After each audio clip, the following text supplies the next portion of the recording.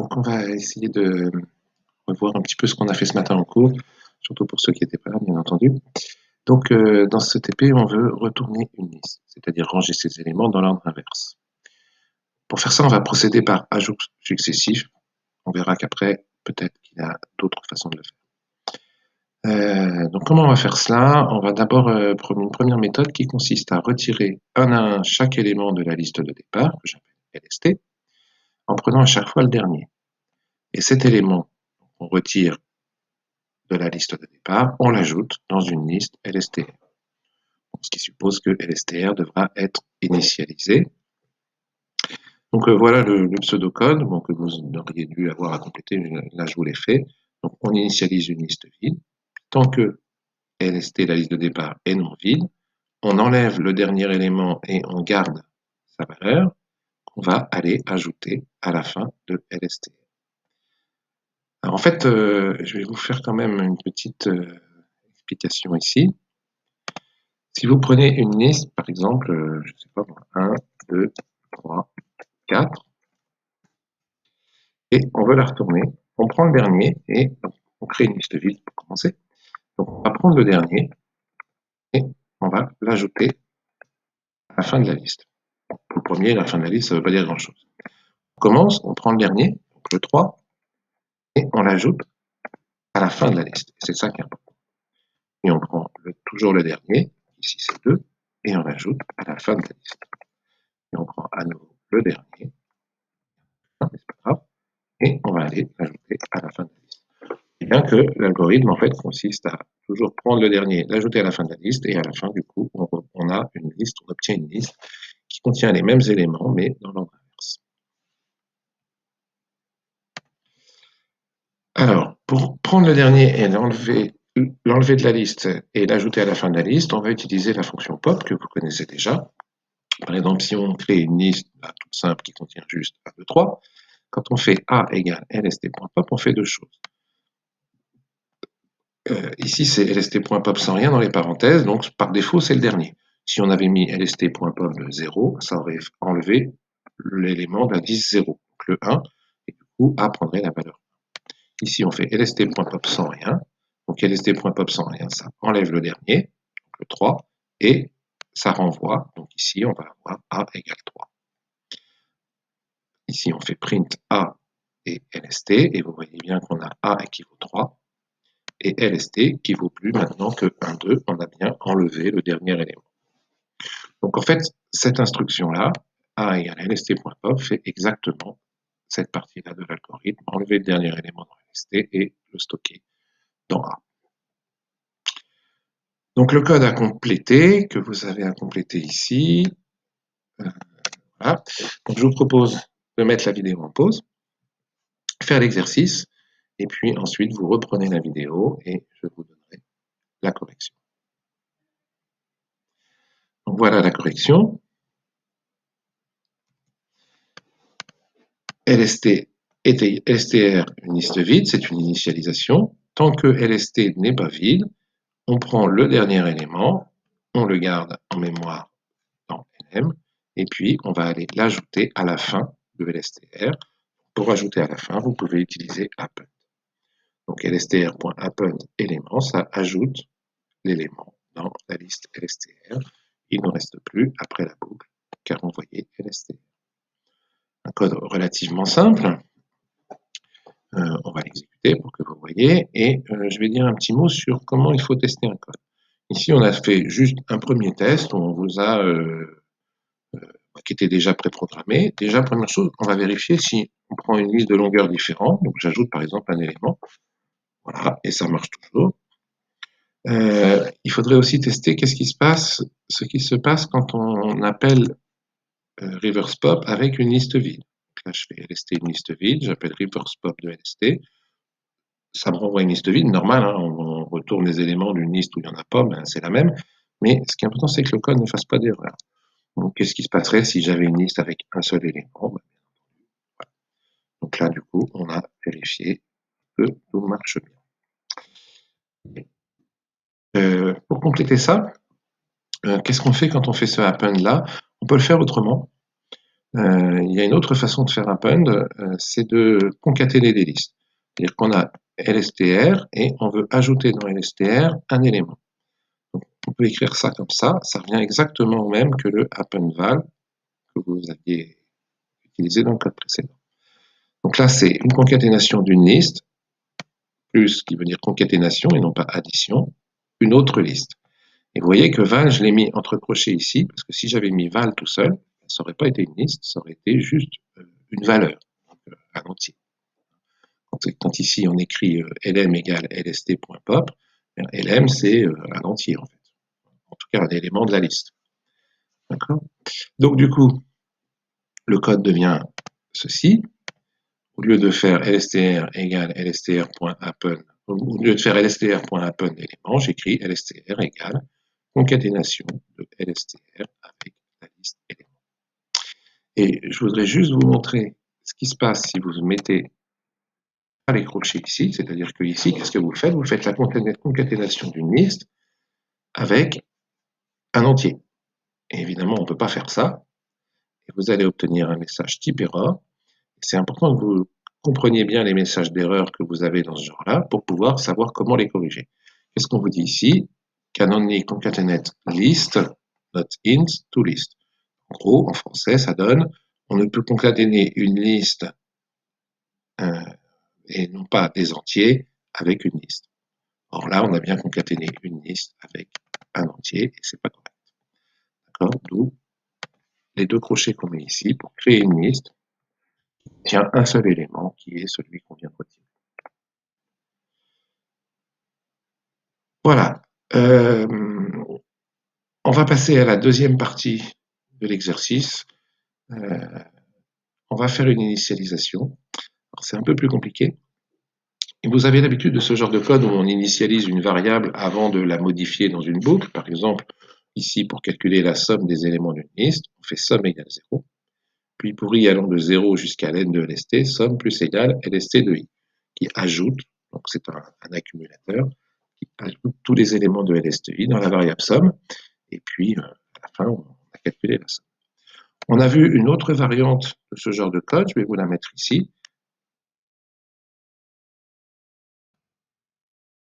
Voilà, on a vu d'autres variantes avec des chaînes. Par exemple, imaginons que j'ai un texte, on va dire par exemple PC, et je voudrais retourner ce texte, un peu comme on a fait avec la liste. Donc je vais créer un mot qui est égal à une chaîne vide. Et puis pour i allant de 0 jusqu'à len de texte, là, on va faire mot. On a déjà vu ce code-là. Hein. Mot égale mot plus texte de i.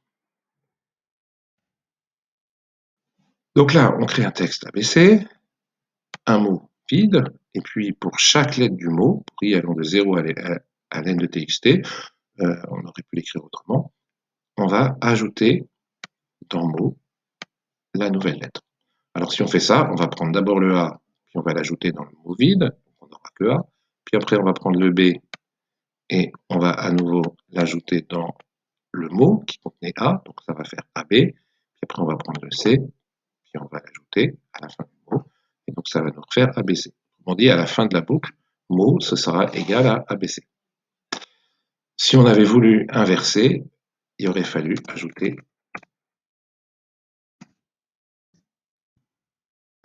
ça. Excusez-moi, petite faute de frappe.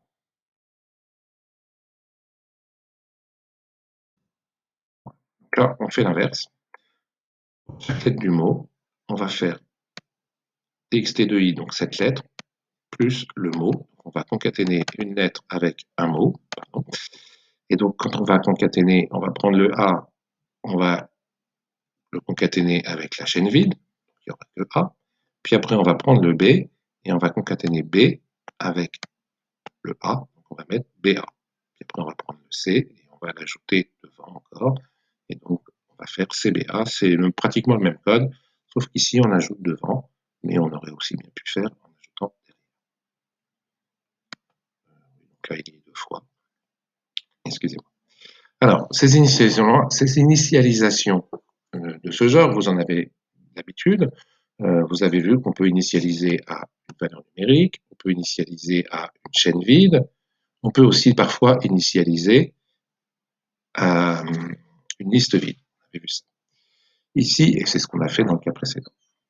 Ici, on va procéder différemment. On va initialiser une liste avec que des zéros. Alors, en début d'année, on avait vu ce genre de choses là, une liste multipliée par un nombre. En fait, c'est pas une multiplication, il ne faut pas dire multiplier, mais rappelez-vous ce que c'est qu'une addition. Quand on multiplie par 5, en fait, ça, j'aurais pu écrire que c'est égal à 0 plus 0, 0 plus 0 plus 0. Multiplier par 5, c'est pareil que faire 0 plus 0 plus 0 plus 0. Sauf qu'en fait, vous voyez bien qu'ici, ça, ce sont des listes, et qu'en fait, ce n'est pas des additions, mais ce sont bien des concaténations. Donc 0 plus 0 écrit comme ça va faire 0, 0. Une liste qui contient 0 et 0. Puis si on le fait 5 fois, ça va finalement nous donner une liste qui contient que des zéros.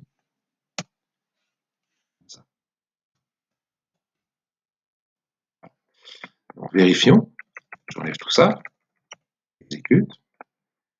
Et, excusez-moi, j'exécute, voilà. Et vous voyez bien que le premier print ici, print L, ça nous donne bien 0, 0, 0, 0. Donc, l'opérateur multiplier appliqué sur une liste avec un entier, ce n'est pas une multiplication, c'est une répétition. On va répéter l'élément qui se trouve ici. Alors là, on a mis des zéros, on peut mettre ce qu'on veut, hein, évidemment. Là, j'ai fait une liste avec que des trous. Donc des booléens qui valent tous trous. Ça revient au même, je me retrouve avec trou, trou, trou, trou, trou, trou. Il y a une autre façon de faire ça, c'est ce qu'on appelle les listes en compréhension. Alors, cette première façon de faire là, vous pouvez l'utiliser, mais uniquement dans ce genre de cas. Vous verrez qu'il y a des situations dans lesquelles, on verra plus tard dans l'année, il y a des situations dans lesquelles ça peut être dangereux de faire ce genre de choses.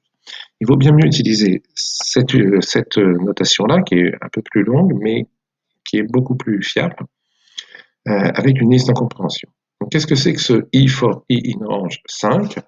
En fait, ce code est exactement identique à si on avait écrit for i in range 5.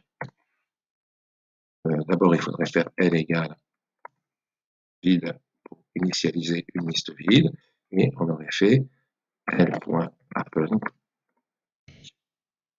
Qu'est-ce que je fais avec ces trois lignes-là? Je crée une liste vide, et puis pour i allant de 0 à 4, je vais ajouter 0, puis 1, puis 2, puis 3, puis 4. Et quand je fais print L, vous voyez bien ici ce que ça m'a donné. Donc, toutes ces trois lignes-là peuvent être écrites en une seule ligne sous la forme d'une liste en compréhension, comme celle-ci. Donc là, on ajoute i. Alors, si on avait fait, du coup, ici, je vais mettre, passer jusqu'en dessous, au lieu d'ajouter i, j'ajoute que des zéros. Donc là, j'ajoute 0 pour i in range 5, et vous voyez bien que je me retrouve avec 5 zéros. On pourrait aussi, là du coup, la variable i n'est pas utilisée, donc on pourrait utiliser l'underscore pour faire, vous voyez que ça marche très très bien aussi, alors que ici on ne pourrait pas. Ici, si je fais ça, je vais avoir un message d'erreur qui vient du fait que, voilà, i is not defined. Là, j'ai fait une boucle, mais je n'ai pas défini la variable i dans ma boucle, et donc du coup, il ne peut pas ajouter i. Donc ceci pour bien comprendre que ce que vous ajoutez, c'est ce qui est écrit ici, et là, vous avez la boucle sur i. Ici, on ajoute des zéros, et donc on peut faire une boucle sur ce qu'on veut, on n'a pas besoin de connaître i. Si on veut faire par exemple la liste des carrés,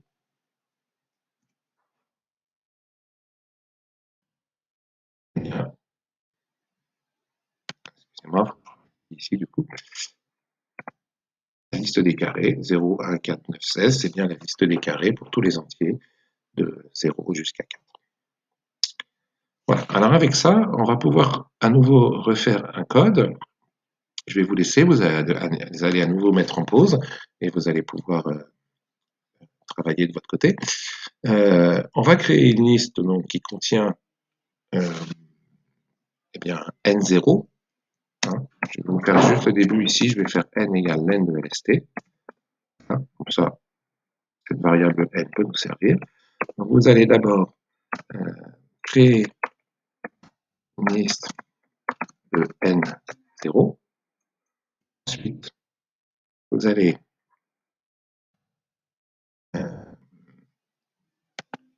faire la boucle. Donc,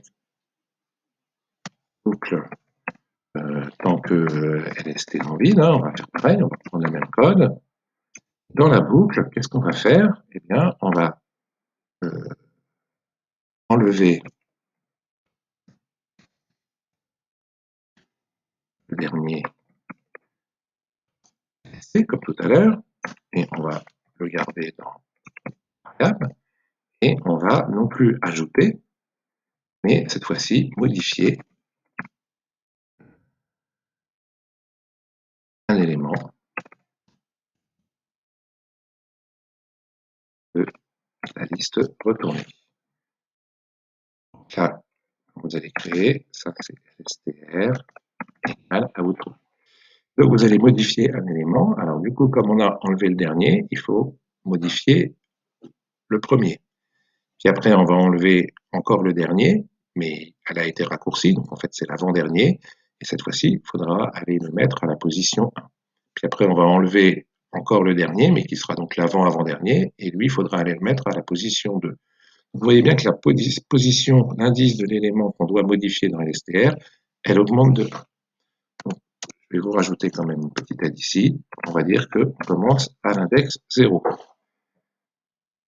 Donc en fait, l'élément qu'on doit modifier, c'est LSTR de IDX, mais voilà, je mets des petits points ici. Vous mettez en pause, et puis ensuite, vous pouvez reprendre la vidéo, et je vous donne la correction. Alors, voilà la correction. Donc du coup, LSTR crée une liste de 0. On va faire 0 for i in orange n, puisque j'ai créé une variable n égale à n de LST. L'indice de départ est 0. Là, on va faire while LST non vide, qui s'écrit ça. Là. Donc, on va reprendre le pop, hein, il n'y a pas de raison de changer. lm égale lst.pop. Et c'est là que ça va se corser un peu. Alors, on va simplement faire lstr de idx égale lm. Je fais ça, au début, idx vaut 0, donc du coup, j'enlève le premier et je le mets à la position 0. Et puis au prochain tour, il faudra que idx soit égal à 1, et ainsi de suite. Donc en fait, il suffit d'incrémenter idx. Ah, on va tester. Alors, ça ne marche pas parce que j'ai pas mis de return. Et donc, il faut renvoyer lstr, bien entendu. Voilà, donc 3, 1, 6, 7, 2, 2, 7, 6, 1, 3. On a bien retourné la liste. Vous pouvez faire d'autres tests si vous voulez. Hein, donc, ce qu'il faut bien comprendre ici, c'est qu'au lieu de ajouter des éléments, on modifie les éléments. Du coup, l'initialisation ici est différente. On a initialisé une liste avec que des zéros. Voilà, cette vidéo est terminée. On va voir la suite du TP dans une seconde vidéo. Donc, on va essayer de revoir un petit peu ce qu'on a fait ce matin en cours, surtout pour ceux qui n'étaient pas là, bien entendu. Donc, dans ce TP, on veut retourner une liste, c'est-à-dire ranger ces éléments dans l'ordre inverse. Pour faire ça, on va procéder par ajout successif. On verra qu'après, peut-être qu'il y a d'autres façons de le faire. Donc, comment on va faire cela? On va d'abord prendre une première méthode qui consiste à retirer un à un chaque élément de la liste de départ, que j'appelle LST, en prenant à chaque fois le dernier. Et cet élément qu'on retire de la liste de départ, on l'ajoute dans une liste LSTR. Ce qui suppose que LSTR devra être initialisé. Donc voilà le pseudocode que vous auriez dû avoir à compléter, là je vous l'ai fait. Donc on initialise une liste vide. Tant que LST, la liste de départ, est non vide, on enlève le dernier élément et on garde sa valeur, qu'on va aller ajouter à la fin de LSTR. Alors en fait, je vais vous faire quand même une petite explication ici. Si vous prenez une liste, par exemple, je ne sais pas moi, 1, 2, 3, 4, et on veut la retourner, on prend le dernier et on crée une liste vide pour commencer. Donc on va prendre le dernier et on va l'ajouter à la fin de la liste. Pour le premier, la fin de la liste, ça ne veut pas dire grand-chose.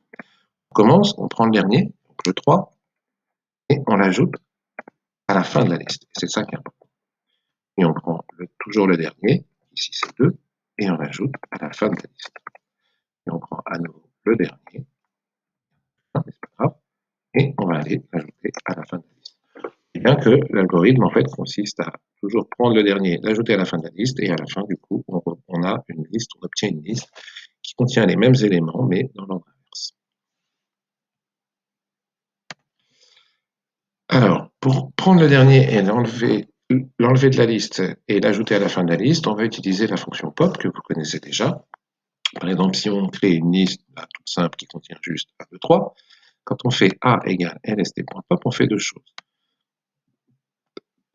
Ici, c'est lst.pop sans rien dans les parenthèses, donc par défaut, c'est le dernier. Si on avait mis lst.pop 0, ça aurait enlevé l'élément d'indice 0, donc le 1, et du coup, A prendrait la valeur.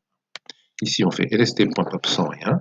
Donc lst.pop sans rien, ça enlève le dernier, donc le 3, et ça renvoie. Donc ici, on va avoir A égale 3. Ici, on fait print A et lst, et vous voyez bien qu'on a A qui vaut 3, et lst qui vaut plus maintenant que 1, 2. On a bien enlevé le dernier élément.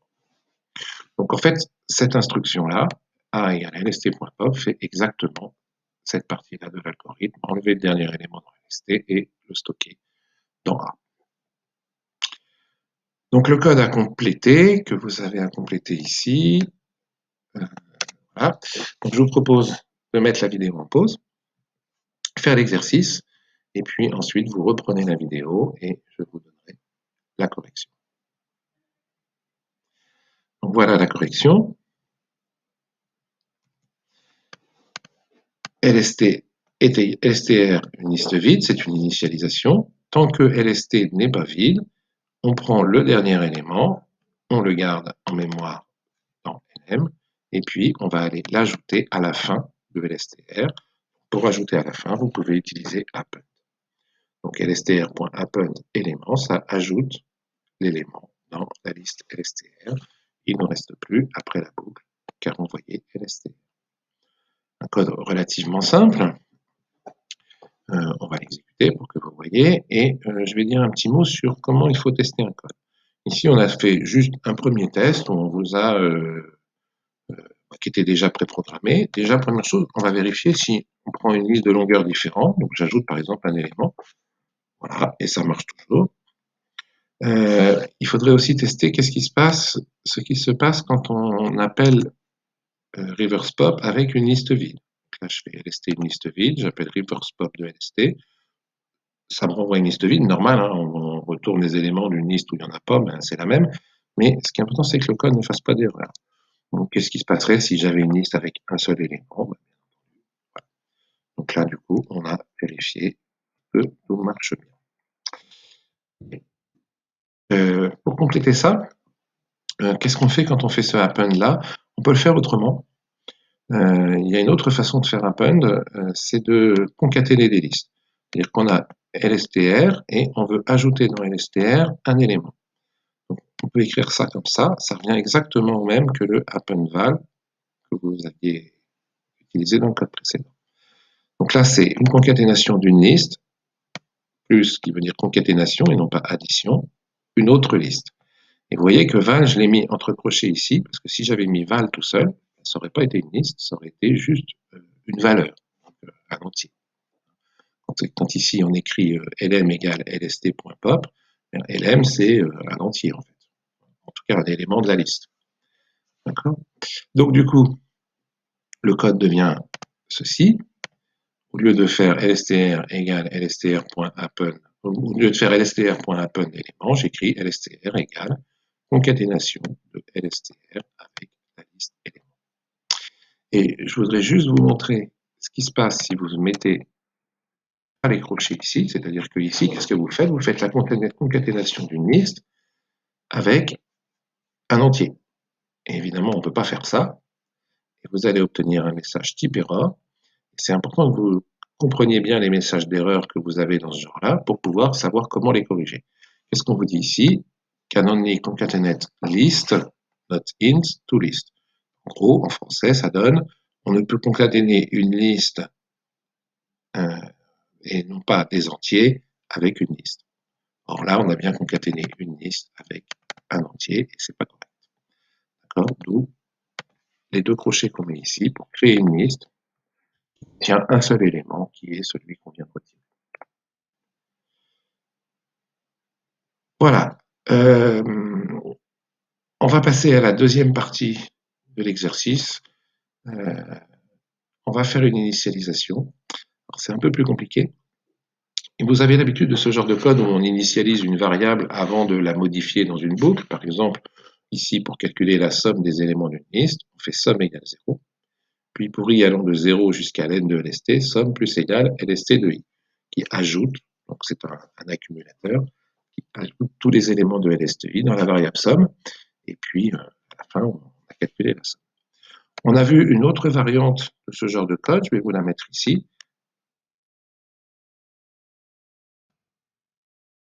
Voilà, on a vu d'autres variantes avec des chaînes. Par exemple, imaginons que j'ai un texte, on va dire par exemple PC, et je voudrais retourner ce texte, un peu comme on a fait avec la liste. Donc je vais créer un mot qui est égal à une chaîne vide. Et puis pour i allant de 0 jusqu'à len de texte, là, on va faire mot. On a déjà vu ce code-là. Hein.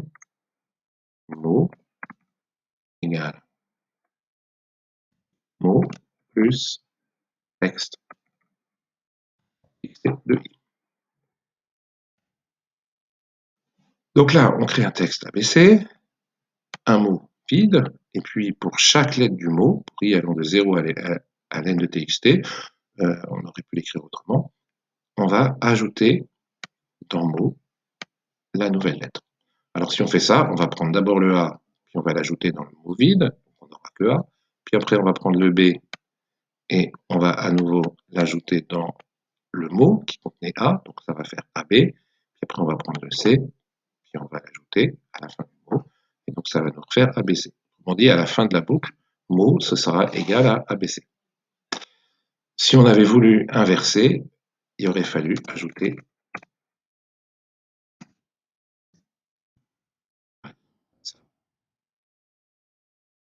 excusez-moi, une petite faute de frappe.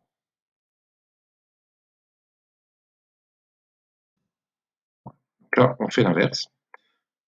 Chaque lettre du mot, on va faire txt de i, donc cette lettre, plus le mot. On va concaténer une lettre avec un mot. Pardon. Et donc, quand on va concaténer, on va prendre le A, on va le concaténer avec la chaîne vide, il n'y aura que A. Puis après, on va prendre le B, et on va concaténer B avec le A, donc on va mettre BA. Puis après, on va prendre le C, et on va l'ajouter devant encore, et donc on va faire CBA. C'est pratiquement le même code, sauf qu'ici, on ajoute devant, mais on aurait aussi bien pu faire en ajoutant derrière. Donc là, il est deux fois. Excusez-moi. Alors, ces initialisations de ce genre, vous en avez l'habitude.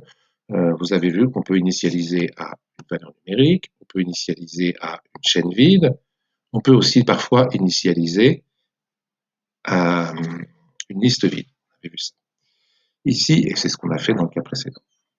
Ici, on va procéder différemment. On va initialiser une liste avec que des zéros. Alors, en début d'année, on avait vu ce genre de choses là, une liste multipliée par un nombre. En fait, ce n'est pas une multiplication, il ne faut pas dire multiplier, mais rappelez-vous ce que c'est qu'une addition. Quand on multiplie par 5, en fait, ça, j'aurais pu écrire que c'est égal à 0 plus 0, 0, plus 0, plus 0. Voilà. Multiplier par 5, c'est pareil que faire 0, plus 0, plus 0, plus 0. Sauf qu'en fait, vous voyez bien qu'ici, ça, ce sont des listes, et qu'en fait, ce n'est pas des additions, mais ce sont bien des concaténations. Donc 0 plus 0 écrit comme ça va faire 0, 0. Une liste qui contient 0 et 0. Puis si on le fait 5 fois, ça va finalement nous donner une liste qui contient que des zéros.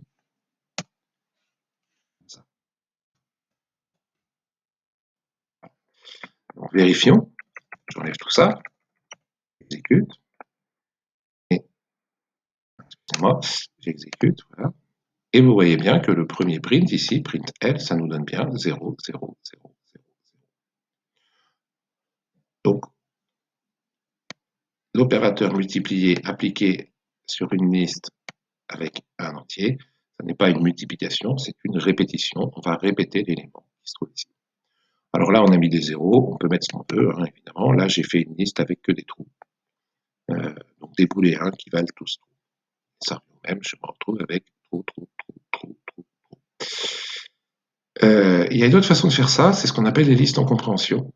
Alors, cette première façon de faire là, vous pouvez l'utiliser, mais uniquement dans ce genre de cas. Vous verrez qu'il y a des situations dans lesquelles, on verra plus tard dans l'année, il y a des situations dans lesquelles ça peut être dangereux de faire ce genre de choses. Il vaut bien mieux utiliser cette notation-là, qui est un peu plus longue, mais qui est beaucoup plus fiable, avec une liste en compréhension. Donc, qu'est-ce que c'est que ce i for i in range 5? En fait, ce code est exactement identique à si on avait écrit for i in range 5. D'abord, il faudrait faire L égale vide pour initialiser une liste vide, et on aurait fait L.append. Qu'est-ce que je fais avec ces trois lignes-là? Je crée une liste vide, et puis pour i allant de 0 à 4, je vais ajouter 0, puis 1, puis 2, puis 3, puis 4. Et quand je fais print L, vous voyez bien ici ce que ça m'a donné. Donc, toutes ces trois lignes-là peuvent être écrites en une seule ligne sous la forme d'une liste en compréhension, comme celle-ci. Donc là, on ajoute i. Alors, si on avait fait, du coup, ici, je vais passer jusqu'en dessous, au lieu d'ajouter i, j'ajoute que des zéros. Donc là, j'ajoute 0 pour i in range 5, et vous voyez bien que je me retrouve avec 5 zéros.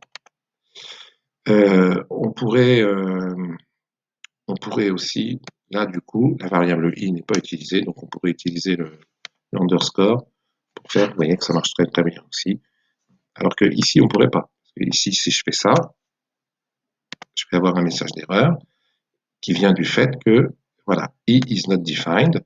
Là, j'ai fait une boucle, mais je n'ai pas défini la variable i dans ma boucle, et donc du coup, il ne peut pas ajouter i.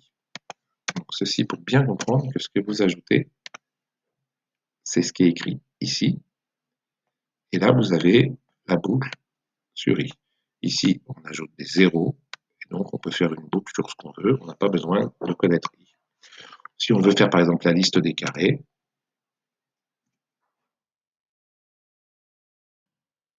eh bien, excusez-moi, ici du coup, la liste des carrés, 0, 1, 4, 9, 16, c'est bien la liste des carrés pour tous les entiers de 0 jusqu'à 4. Voilà, alors avec ça, on va pouvoir à nouveau refaire un code. Je vais vous laisser, vous allez à nouveau mettre en pause, et vous allez pouvoir travailler de votre côté. On va créer une liste donc, qui contient eh bien, n0. Je vais vous faire juste le début ici, je vais faire n égale len de lst. Comme ça, cette variable n peut nous servir. Donc, vous allez d'abord créer une liste de n0. Ensuite, vous allez